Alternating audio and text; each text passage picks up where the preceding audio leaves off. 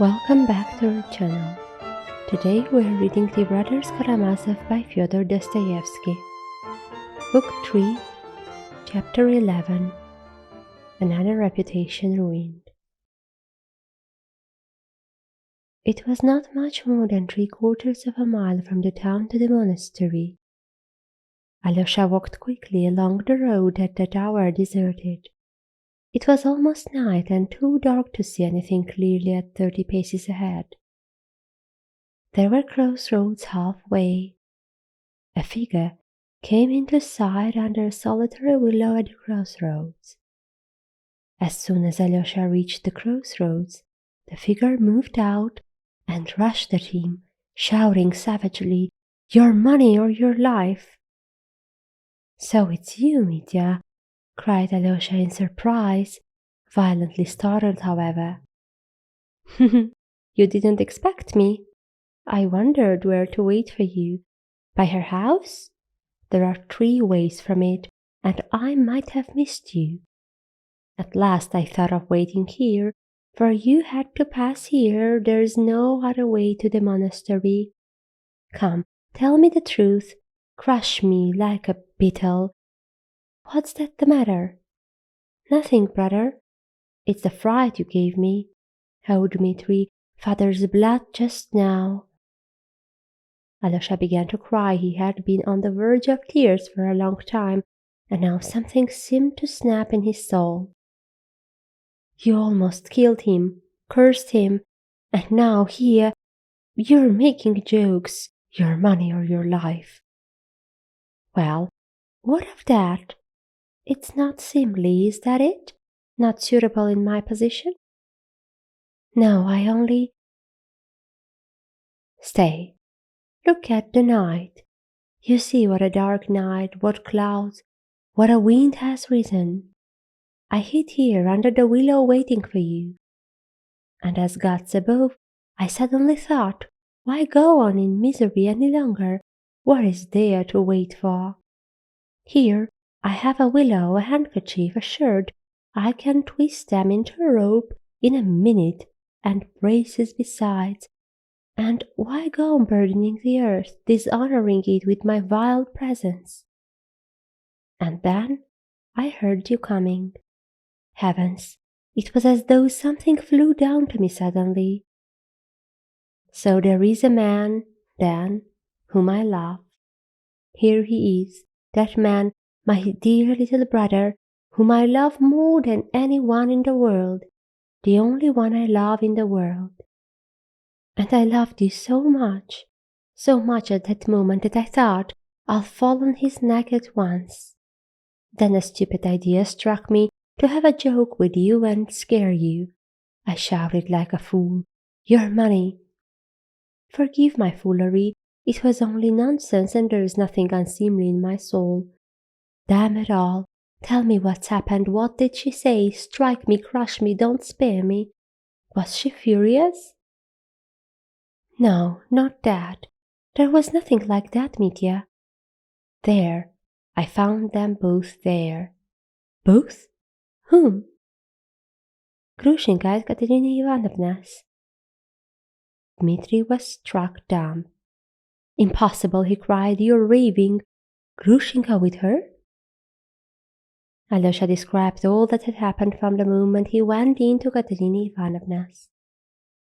He was 10 minutes telling his story. He can't be said to have told it fluently and consecutively, but he seemed to make it clear, not omitting any word or action of significance, and vividly describing, often in one word, his own sensations. Dmitri listened in silence, gazing at him with a terrible fixed stare, but it was clear to Alyosha that he understood it all and had grasped every point. But as the story went on, his face became not merely gloomy, but menacing. He scowled, he clenched his teeth, and his fixed stare became still more rigid, more concentrated, more terrible, when suddenly, with incredible rapidity, his wrathful, savage face changed. His tightly compressed lips parted, and Dmitri Fyodorovitch broke into uncontrolled, spontaneous laughter. He literally shook with laughter. For a long time he could not speak. So she wouldn't kiss her hand, so she didn't kiss it. So she ran away. He kept exclaiming with hysterical delight, insolent delight it might have been called if it had not been so spontaneous. So the other one called her tigress, and a tigress she is. So she ought to be flogged on a scaffold? Yes, yes, so she ought. That's just what I think. She ought to have been long ago. It's like this, brother. Let her be punished, but I must get better first. I understand the queen of impudence. That's her all over. You saw her all over in that hand-kissing, the she-devil.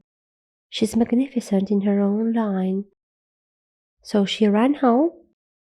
I'll go. I'll run to her. Alyosha, don't blame me. I agree that hanging is too good for her. But Katerina Ivanovna, exclaimed Alyosha sorrowfully, I see her too. I see right through her, as I've never done before. It's a regular discovery of the 4 continents of the world, that is, of the 5. What a thing to do! That's like Katya, who was not afraid to face a coarse and mannerly officer and risk a deadly insult on a general's impulse to save her father. But the pride, the recklessness, the defiance of fate, the unbounded defiance. You say that aunt tried to stop her. That aunt, you know, is overbearing herself. She's the sister of the general's widow in Moscow and even more stuck up than she. But her husband was caught stealing government money. He lost everything, his estate and all, and the proud wife had to lower her colors and hasn't raised them since. So she tried to prevent Katya, but she wouldn't listen to her. She thinks she can overcome everything, that everything will give way to her. She thought she could bewitch Grushenka if she liked, and she believed in herself. She plays a part to herself, and whose fault is it? Do you think she kissed Grushenka hand first on purpose with a motive? No, she really was fascinated by Grushenka, that's to say, not by Grushenka, but by her own dream, her own delusion, because it was her dream, her delusion. Alyosha, darling, how did you escape from them, those women? Did you pick up your cassock and run? Ha ha. Brother, you don't seem to have noticed how you've insulted Katerina Ivanovna by telling Grushenka about that day. And she flung it in her face just now that she had gone to gentlemen in secret to sell her beauty. Brother, what could be worse than that insult? What worried Alyosha more than anything was that, incredible as it seemed, his brother appeared pleased at Katerina Ivanovna's humiliation. Bah! Dmitri frowned fiercely and struck his forehead with his hand.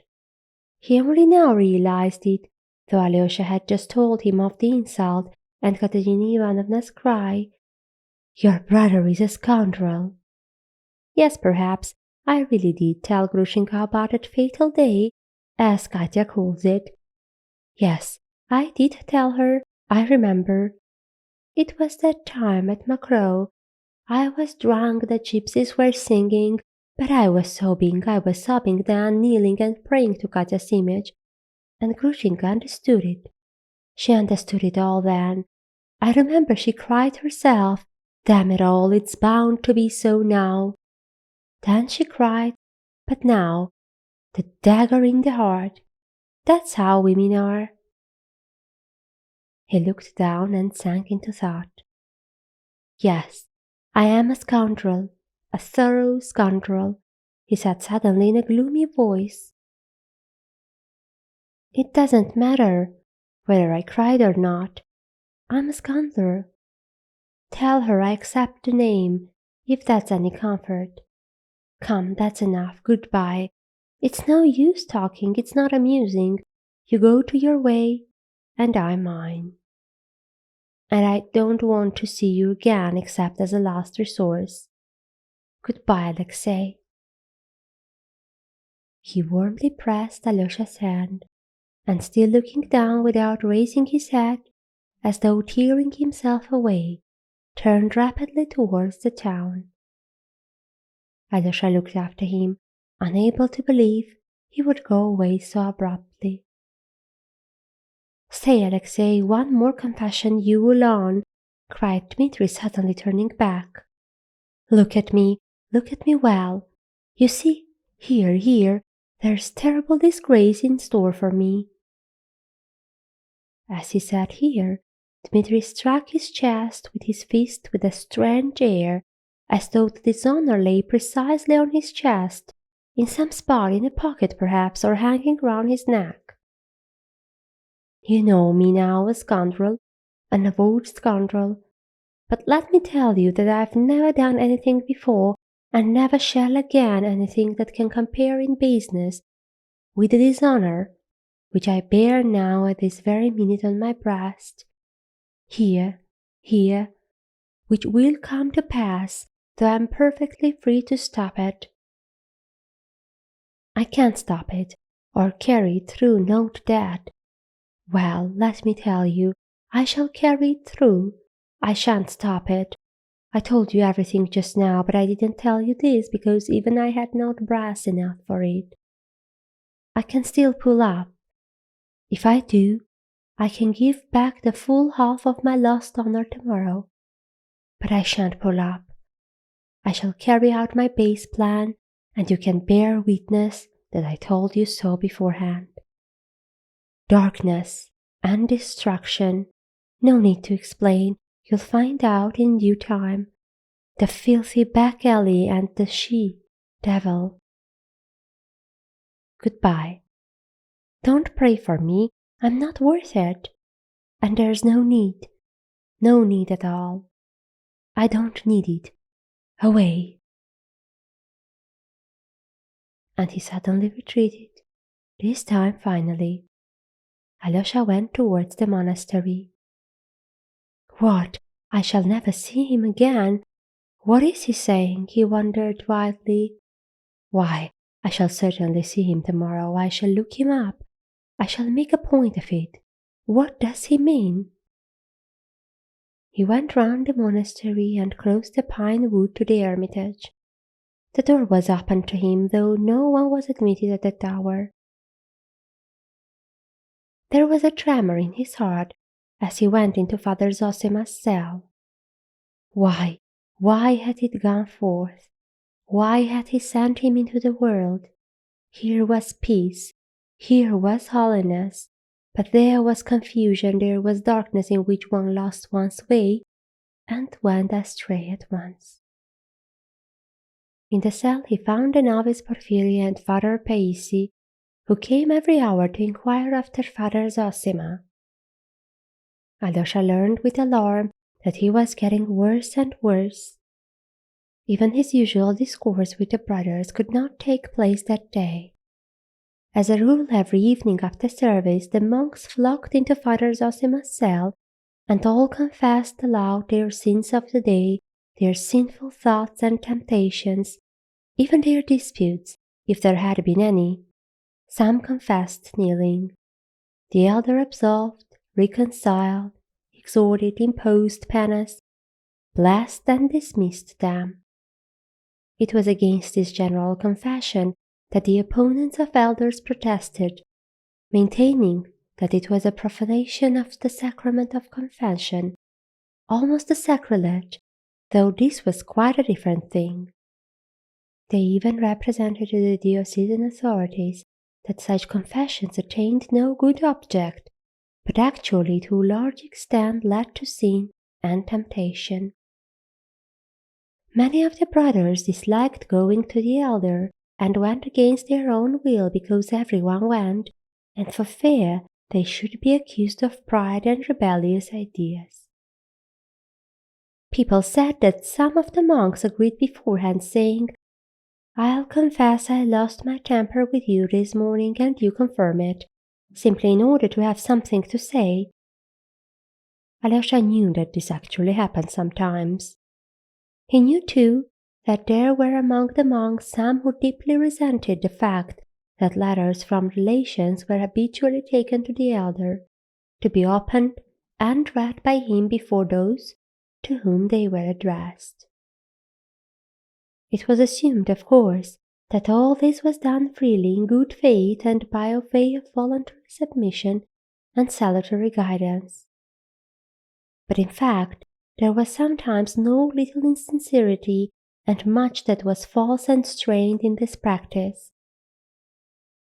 Yet the older and more experienced of the monks adhered to their opinion, arguing that for those who have come within this walls sincerely seeking salvation, such obedience and sacrifice will certainly be salutary and of great benefit. Those, on the other hand, who find it irksome and repine are no true monks and have made a mistake in entering the monastery. Their proper place is in the world. Even in the temple one cannot be safe from sin and the devil. So it was no good taking it too much into account.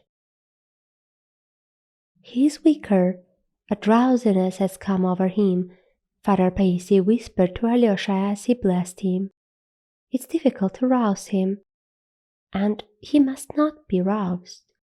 He waked up for 5 minutes, sent his blessing to the brothers, and begged their prayers for him at night. He intends to take the sacrament again in the morning. He remembered you, Alexei.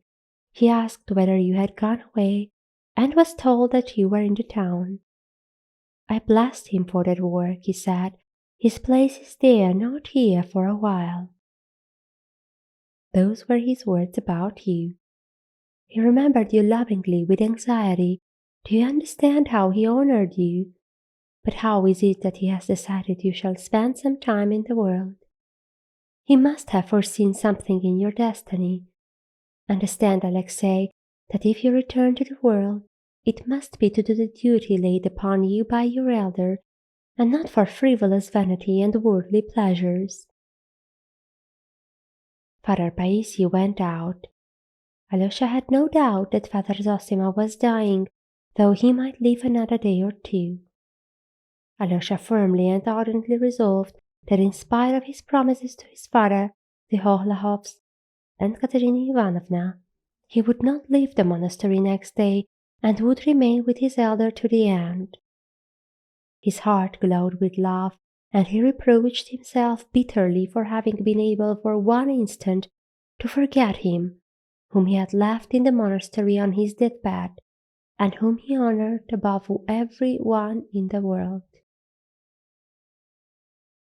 He went into Father Zosima's bedroom, knelt down and bowed to the ground before the elder, who slept quietly without stirring, with regular, hardly audible breathing and a peaceful face. Alyosha returned to the other room, where Father Zosima had received his guests in the morning.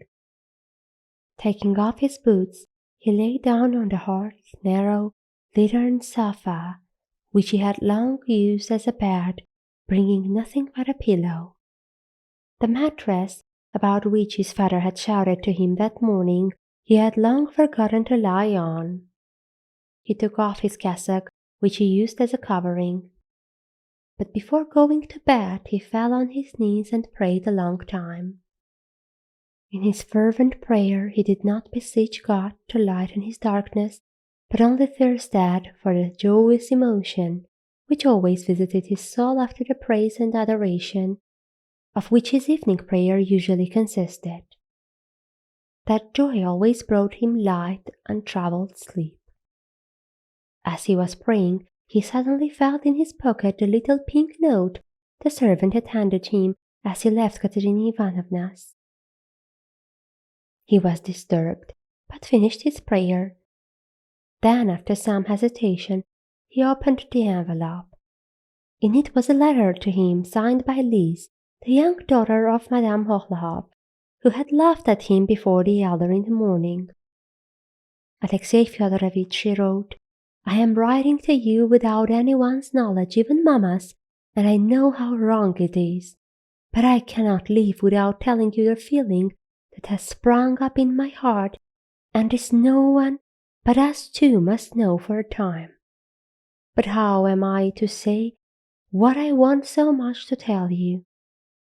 Paper, they say, does not blush, but I assure you it's not true, and that it's blushing just as I am now, all over. Dear Alyosha, I love you. I loved you from my childhood, since our Moscow days, when you were very different from what you are now, and I shall love you all my life. My heart has chosen you to unite our lives and pass them together till our old age. Of course, on condition that you will leave the monastery. As for our age, we will wait for the time fixed by the law. By that time, I shall certainly be quite strong. I shall be walking and dancing. There can be no doubt of that. You see how I have thought of everything. There's only one thing I can't imagine, what you'll think of me when you read this. I'm always laughing and being naughty. I made you angry this morning, but I assure you before I took up my pen, I prayed before the image of the Mother of God, and now I'm praying and almost crying. My secret is in your hands. When you come tomorrow, I don't know how I shall look at you. Ah, Alexey Fyodorovitch, what if I can't restrain myself like a silly and laugh when I look at you as I did today? You'll think I'm a nasty girl making fun of you, and you won't believe my letter. And so I beg you, dear one, if you've any pity for me, when you come tomorrow, don't look me straight in the face, for if I meet your eyes, it will be sure to make me laugh, especially as you'll be in that long gown. I feel cold all over when I think of it. So when you come, don't look at me at all for a time. Look at Mamma or at the window. Here, I have written you a love letter. Oh dear, what have I done? Alyosha, don't despise me, and if I've done something very horrid and wounded you, forgive me. Now, the secret of my reputation, ruined perhaps forever, is in your hands. I shall certainly cry today. Goodbye till our meeting, our awful meeting. Lise. P.S. Alyosha, you must come. Lise. Alyosha read the note in amazement, read it through twice, thought a little, and suddenly laughed a soft, sweet laugh. He started. That laugh seemed to him sinful. But a minute later he laughed again, just as softly and happily. He slowly replaced the note in the envelope, crossed himself, and lay down. The agitation in his heart passed at once. God have mercy upon all of them. Have all these unhappy and turbulent souls in thy keeping, and set them in the right path. Your ways are thine. Save them according to thy wisdom. Thou art love. Thou wilt send joy to all. Alyosha murmured, crossing himself and falling into peaceful sleep. This much for today. Stay tuned to our channel to see what happens next. Goodbye.